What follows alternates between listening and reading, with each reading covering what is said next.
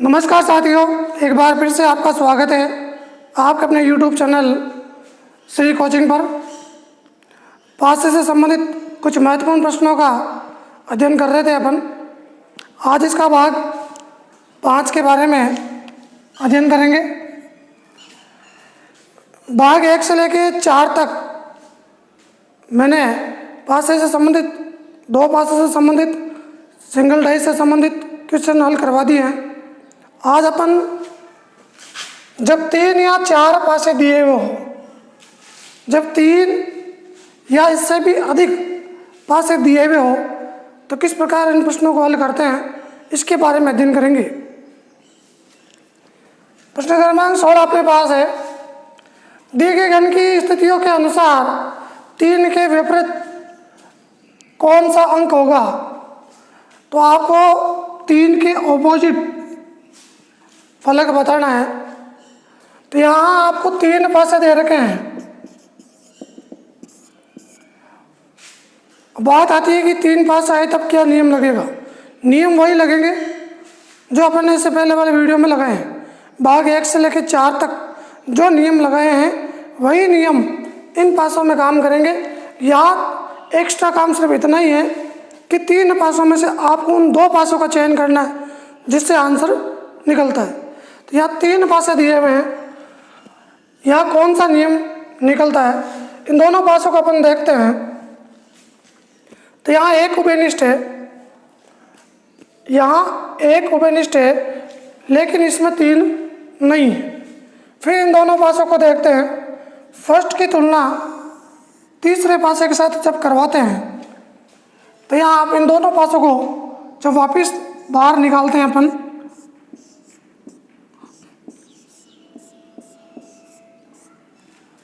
एक 2 5 3 2 5, ये पासा फर्स्ट है, ये सेकंड है, ये थर्ड है। अब यहाँ आप अपन ने पासा फर्स्ट और पासा थर्ड इन 2 पासों का चयन किया है। क्यों चयन किया है? क्योंकि इससे जो आंसर आएगा 3 के ऑपोजिट वैसे आसानी से बता सकते हैं। क्योंकि यहाँ पर 2 और 5 उभयनिष्ठ कॉमन है। दोनों पासों में 2 और 5 जो सतह है वो उभयनिष्ठ है। इसलिए 1 और 3, तो 3 के विपरीत 1 हुआ, 1 के ऑपोजिट 3 हुआ। यहाँ 2 5 उभयनिष्ठ फलक हैं, 2 और 5 उभयनिष्ठ फलक हैं। इसलिए ये 2 और 5 कैंसिल हो जाएगी दोनों पासों में से, पीछे जो संख्या बचेगी। इसलिए 3 के ऑपोजिट जो फेस या जो अंक होगा वह 1 होगा। तो 3 के जो ऑपोजिट फलक प्राप्त हुआ अपन को, वो प्राप्त हुआ 1। बहुत ही आसान सा प्रश्न है। जब आप पिछले वीडियो देखोगे, भाग फर्स्ट से लेके 4 तक 20-20 मिनट के या 15 मिनट के मात्र वीडियो है, उनको आप जब अच्छी तरह से समझोगे तो आज वाले क्वेश्चन में कोई दिक्कत नहीं आएगी। रूल्स वही है, बस इतना ही है कि पहले वाले प्रश्नों में पासे 2 थे, इस बार पासे 3 है। तो कोई भी 2 पासों का चयन करना है। 3 आए थे 4 आए, आंसर सदैव 2 पासों से ज्ञात होगा। उन 2 पासों का चयन करना है। तो यहाँ पर जब 2 उभयनिष्ठ फलक हो तो 3 के ऑपोजिट जो डिजिट होगा वह 1 होगा। ये इसका फर्स्ट नियम। इसी प्रकार एक प्रश्न और देखते हैं। प्रश्न क्रमांक 17।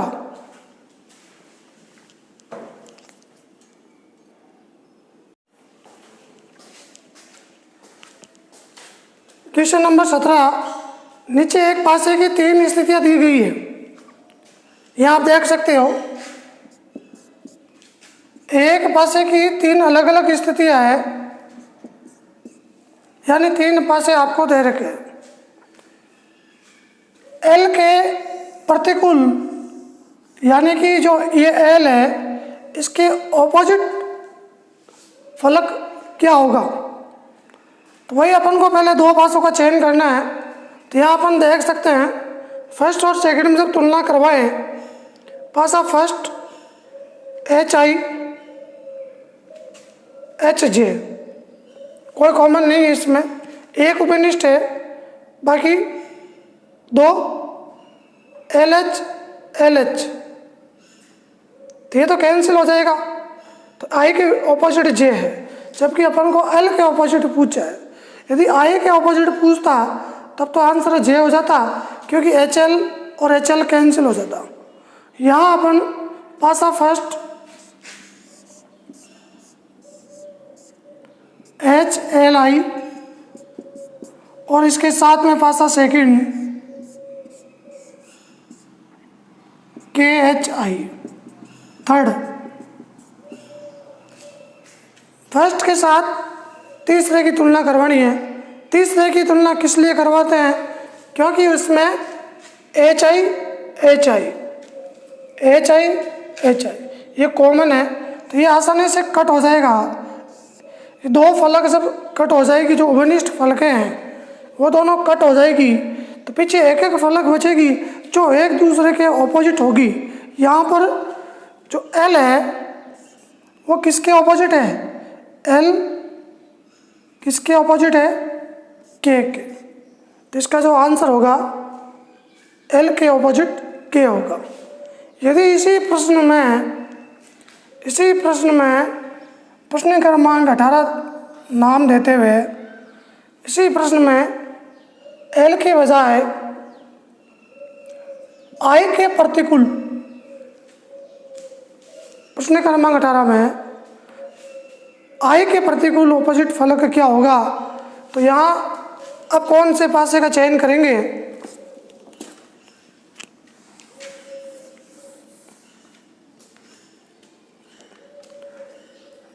सबसे पहला काम है तीनों पासों को अच्छी तरह से नोट करना, ये देखना है कि कौन सा रूल किस पासे से काम करता है, फर्स्ट या सेकंड से, फर्स्ट या थर्ड से। तो पहले वाले में तो अपन ने फर्स्ट की तुलना थर्ड के साथ करवाई थी। इस वाले में अपन को आई की वैल्यू निकालनी है, तो यहाँ पर दो पासों का चयन करते हैं। उन दो पासों का चयन करेंगे जिससे इसका आंसर प्राप्त हो। तो यहाँ जो एक नंबर पे है अपने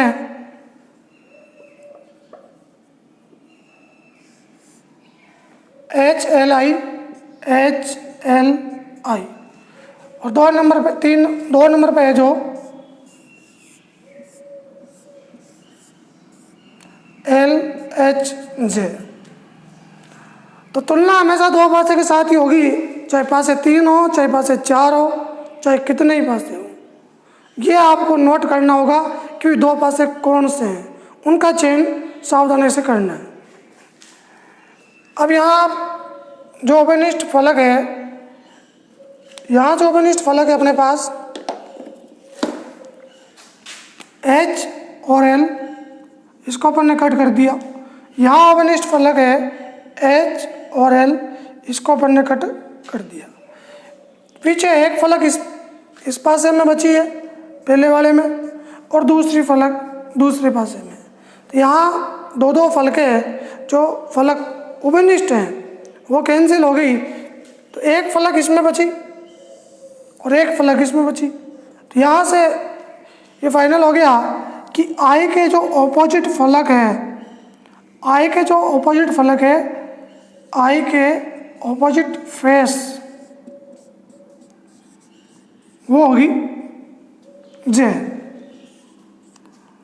तो विशेषतः यही ध्यान करना है कि 2-3 पासे दिए हुए हैं, तो कौन से पासे लें जिससे उत्तर आसानी से प्राप्त हो सके। तो ये थे प्रश्न क्रमांक 17 और 18। अब बात करते हैं प्रश्न क्रमांक 19 की।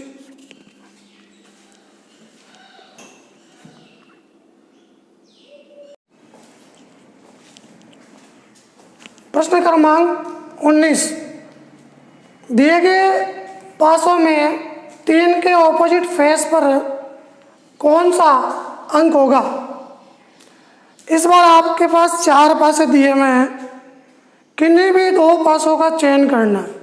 उन 2 पासों का चयन करना है जिससे अपना आंसर प्राप्त हो जाए, यानी कि 3 के ऑपोजिट फलक कौन सा होगा। तो ये तो मान के चलना कि 4 पासे हैं और अपन को मतलब 2 पासों से है, तो उन 2 कौन से पासे होंगे जिससे ये आंसर प्राप्त हो रहा है। तो देखें 6 3 1, 3 के ऑपोजिट, तो 3 तो उसमें होना ही चाहिए, 3 वाला पासा तो होना ही चाहिए। 3 3 3 3 जगह ये है, तो ये तो इसके ऑपोजिट होगी नहीं, और जो सतह दिखाई दे रही है वो भी नहीं होगी। तो यहाँ देखें कौन सा पासा लेते हैं अपन,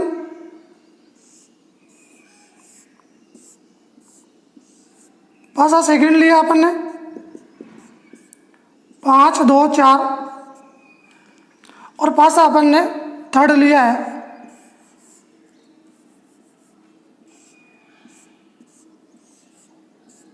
3 5 1।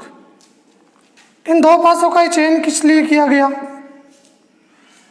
पहले तो आप ये चीज़ नोट कर लो कि 3 के साथ जो सतह होगी वो तो दिखाई देती है, जो तो ऑपोजिट सतह कभी भी नहीं होती है। तो इसमें 3 है, जिसमें 3 नहीं है, केवल यही पासा ऐसा है जिसमें 3 नहीं है। और इन दोनों का चयन करने के जो पीछे कारण है कि इसमें जो उभयनिष्ठ अंक है वो 5 है। आप देख सकते हैं ये 5 और ये 5, एक फलक दोनों में उभयनिष्ठ है। तो एक फलक उभयनिष्ठ है, तो ये नियम यहाँ काम करेगा। और अपन क्लॉकवाइज 5 को घुमाते हुए 4 से होते हुए 2 तक चलेंगे। तो पासा जो सेकंड है उसमें अपन ने 5 4 और 2। पासा जो थर्ड है 5 को पकड़ते हुए क्लॉकवाइज चलना है, 5 को पकड़ते हुए, तो 5 3 1। अब यहाँ आप आसानी से बता सकते हो कि 3 के ऑपोजिट फलक 4 होगा, 3 के ऑपोजिट फलक 4 होगा।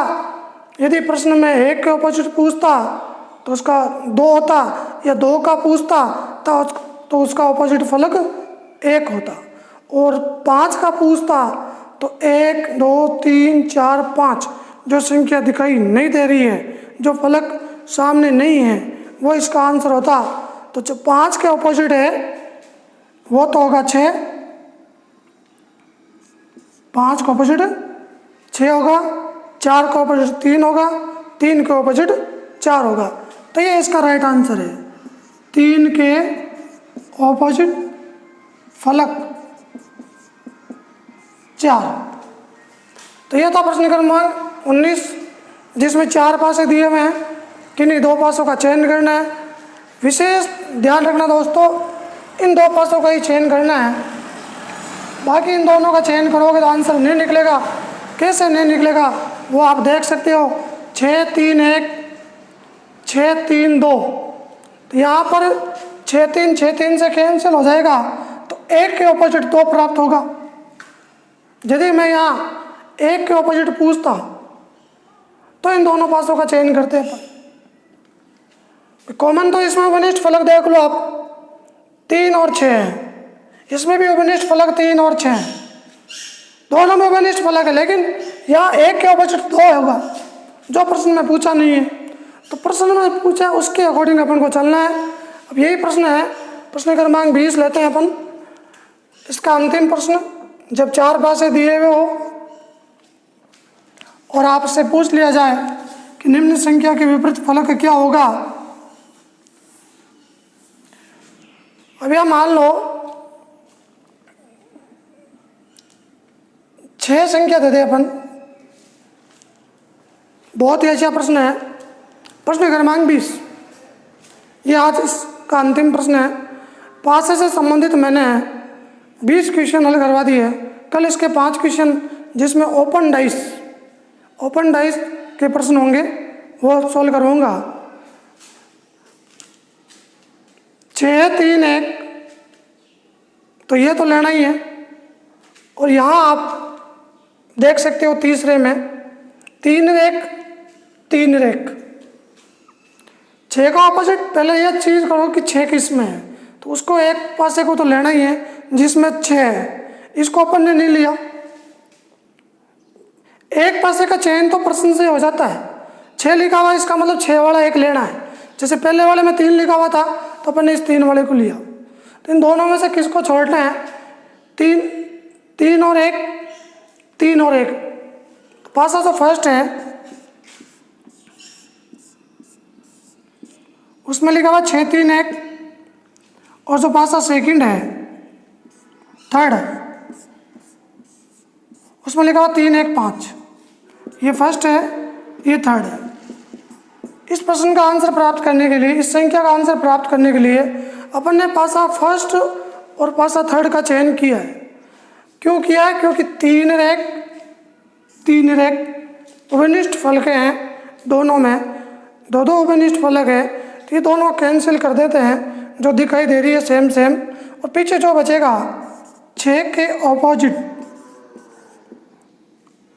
ऑपोजिट जो अंक होगा वह होगा 5। बहुत ही आसान प्रश्न है। 6 के ऑपोजिट 5। तो जो प्रश्न पूछ रहा है जिस संख्या से संबंधित, वो संख्या वाला पासा तो एक तो लेना ही है। जैसे मैंने ये ले लिया, फिर अब किससे ये मैच हो रहा है, किससे नियम निकल रहा है। अब यहाँ मैंने फर्स्ट के साथ सेकंड नहीं लिया, देख सकते हैं क्यों नहीं लिया। यहाँ कोई भी संख्या किसी के भी ऑपोजिट नहीं है, मतलब उभयनिष्ठ नहीं है। 6 इसमें नहीं है, 3 इसमें नहीं है, 1 इसमें नहीं है, और ये स्टैंडर्ड नॉन स्टैंडर्डाइज हो गई, यानी सामान्य भाषा हो गया। तो यहाँ कोई नियम काम नहीं करेगा, इसके साथ ये नियम काम नहीं करेगा। तो अपन अगले पासे पे चलते हैं। तो यहाँ 3 रेख दोनों में उभयनिष्ठ संख्या आ गई, इसलिए 6 के ऑपोजिट 5 हो गया। नियम वही काम किए जो भाषा सिंगल में था, डबल में था। तो मैंने 1 से 20 तक जो प्रश्न बताए हैं उसमें मैंने आपको एक तो सिंगल पासे से संबंधित बताया। सिंगल पासे में ये बताया कि ये मानक पासा है या सामान्य पासा। जैसे 2 3 5 या मान लो 6 लिख दिया। तो पहले आपको ये पता करना, जब सिंगल डाइस देते हैं प्रश्न में, जब सिंगल डाइस मिली हुई हो तो ये आपको नोट करना है कि ये मानक पासा या सामान्य पासा। और उसके लिए बहुत ही आसान सा नियम है कि यहाँ जब सामने वाली सतहों का योग 7 हो तो सामान्य पासा कहलाएगा, और विपरीत सतहों का योग 7 हो तो मानक पासा कहलाएगा। यहाँ अपन देख रहे हैं 6 2 8 3 2 5 3 9, किसी भी फलक का योग 7 नहीं हो रहा है। इट मीन्स ये स्टैंडर्डाइज है, ये एक मानक पासा है, ये स्टैंडर्डाइज है। और इसमें आपसे पूछ ले 2 के ऑपोजिट क्या होगा, तो 5 होगा, क्योंकि अंकों का योग 7 होता है। इन दोनों का योग 7 होगा। 3 के ऑपोजिट 4 होगा, और 6 के ऑपोजिट 1 होगा, क्योंकि जो शर्त है टोटल है वो इनका 7 होना चाहिए। तो सिंगल पासे से बता दिया, डबल पासे से बता दिया। एक उभयनिष्ठ फलक हो, उभयनिष्ठ फलक की अलग अलग जगह हो तो उसको क्लॉकवाइज लेते हुए पकड़ते हुए जो उभयनिष्ठ फलक है दोनों में, वहाँ से पकड़ते हुए घुमाना है। आसानी से आंसर निकाल सकते हैं दोस्तों। तो आज के लिए बस इतना ही। कल नेक्स्ट वीडियो में मैं आपके सामने ओपन डाइस से संबंधित प्रश्नों को हल करवाऊँगा। और यदि आपको ये मेरी चीज़ें समझ में आ रही है, पासे से संबंधित जो प्रश्न मैं बता रहा हूँ सिस्टम तरीके से बता रहा हूँ। पहले मैंने सिंगल पासे का लिया, पहले मैंने सामान्य पासे से संबंधित प्रश्न बताए, फिर मैंने मानक पासे से संबंधित प्रश्न बताए, अब मैं 2 डिवाइस के बता दिए। अब आज के वीडियो मैंने 3 और 4 डिवाइस के या इससे अधिक डिवाइस के जो प्रश्न डाइस के प्रश्न बनते हैं वो मैंने आपको हल करवा दिए हैं। डाइस सिंगल डाइस का हो सकता है प्रश्न, 2 डाइस का हो सकता है, 3 या मोर देन 2 डाइस 3 डाइस, इससे भी ज़्यादा पूछ सकता है। तो बेसिकली आपको जो 3-4 इसके जो नियम है, कंसेप्ट है, वो आपके स्ट्रॉन्ग होने चाहिए, मजबूत होने चाहिए। वो यदि आपके मजबूत हैं तो निश्चित रूप से आप डेफिनेटली इन प्रश्नों को हल कर पाओगे। कल मिलते हैं नेक्स्ट वीडियो में, तब तक के लिए नमस्कार।